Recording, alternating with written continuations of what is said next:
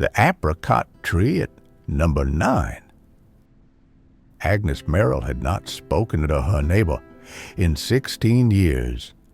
Not since the summer of 2009, when the branch from the apricot tree behind number 9 reached too far over the fence and knocked the ceramic wind chime off her patio hook. It had been a gift from her sister long past, and Agnes, in her grief and stubbornness, had treated it as a declaration of war. The tree remained. So did the silence. She still trimmed her side of the branches meticulously every spring, never crossing the property line, never asking. And every summer she watched the apricots ripen, drop, and rot on the neighbor's side, uneaten. She thought about baking, thought about jam, thought about the mess of wasted fruit in the quiet house next door where Mr. Lyman lived alone, same as her. Now and then she saw him in the early morning, watering the roses in his front yard with a metal can. Never a hose, always the can. He wore the same straw hat, slumped slightly at the back. His gait was slower these days. So was hers. They had lived side by side for 22 years. For 16 of those, they had not said a word. Agnes kept her world neat. Her tea was steeped exactly 4 minutes. Her curtains were tied back symmetrically. Her radio played the classical station at the same low volume each morning. And still, there were days she felt a sort of off-kilter ache in the rhythm of things, like a clock ticking a beat behind. Then came the postcard. It was hand-delivered, not mailed. Slipped through her front door's mail slot on a Wednesday. If the tree bothers you, I can have it removed. Lyman. No greeting, no flourish, just that. Agnes stared at it on her kitchen counter for the better part of a day. It didn't bother her. It never had. Not really. She left a reply on his doorstep the next morning. Leave the tree, but if you're not using the fruit, I'd like to. By Sunday, there was a basket of apricots on her back steps. No note, just the fruit, gently washed, stems still on. That evening, she baked. The jam recipe was one she hadn't made in years. She stirred slowly, like she was remembering something with her hands. The scent filled the small house, sweet, warm, like something forgiving. She poured it into jars, wiped the edges clean, tied a little square of fabric on top of one with string. She placed it on Lyman's doorstep just before dusk. No note. She wasn't sure what to expect, if anything. But on Tuesday, a second postcard arrived. Delicious! Haven't had jam like that since my wife was alive. Thank you. Agnes sat down at the kitchen table and held the card a moment longer than she needed to. Then she smiled, just a little.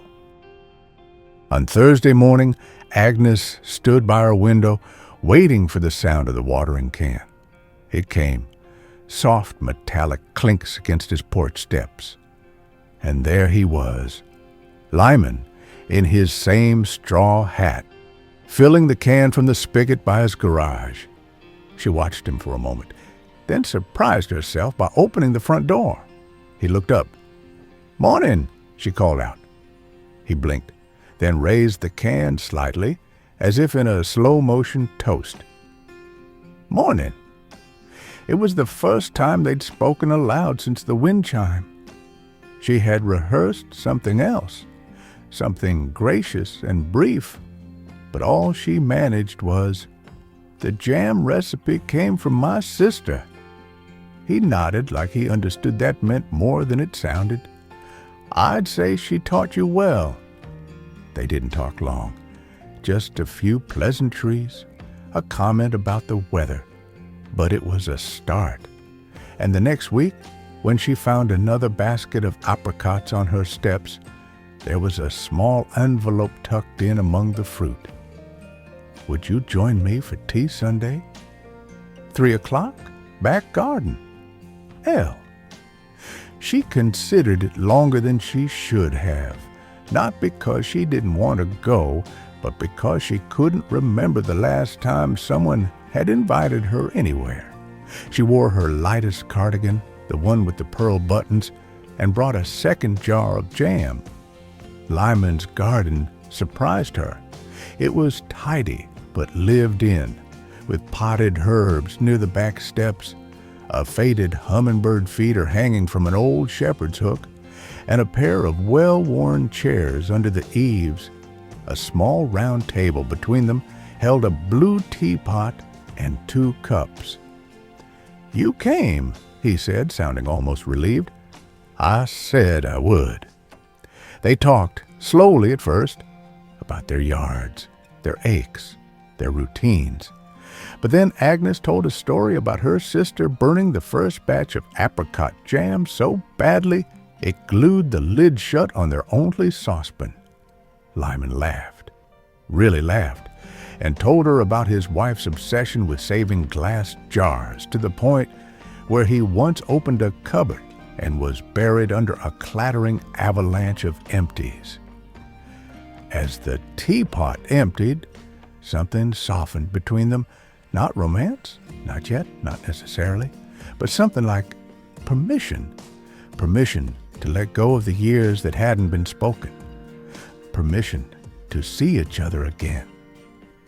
"Do you ever feel like you're the last page of a book no one's reading?" she asked quietly, late into their conversation. Lyman sipped, then set his cup down carefully. "I used to, but maybe we're just part of a chapter someone's about to turn to." Agnes didn't reply right away, but she looked at him for a long moment, not past him, not through him, at him, and she smiled. That summer passed differently. Agnes started baking more than just jam, a tart here, a cobbler there. Sometimes Lyman would bring over eggs from his sister's chickens or a bunch of mint from his little garden. On Fridays, they took short walks together, slow and quiet, mostly up the block and back. One day, Lyman mentioned the church summer fair. They always have that little crafts and pies booth. Thought maybe we could donate something, apricot jam maybe. Agnes pretended to think about it, though she'd already said yes in her heart. They spent the week before the fair side by side in her kitchen, her stirring, him peeling. They moved carefully, like people aware of the time they had, but not fearful of it. Agnes used the labels she found in a drawer that hadn't been opened in years, the ones with gold trim and space for handwriting. They labeled each jar Apricot from number 9. The jars sold out in the first hour. A young woman with twin boys bought 3. A man with a walking stick came back for more. The pastor asked if they'd do it again next year. Agnes blushed. Lyman beamed. That fall, the apricot leaves turned the softest golden orange.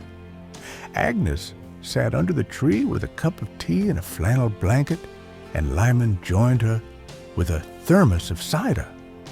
They didn't need to speak. The silence between them had changed. It wasn't empty anymore. It was shared. The ceramic wind chime, long broken and boxed away, had been quietly glued back together. Agnes hung it on the patio one afternoon. When the breeze blew, it sang again. And this time, she let it. If your heart felt a little fuller after this story, show it some love with a like, and hit subscribe so you don't miss the next one.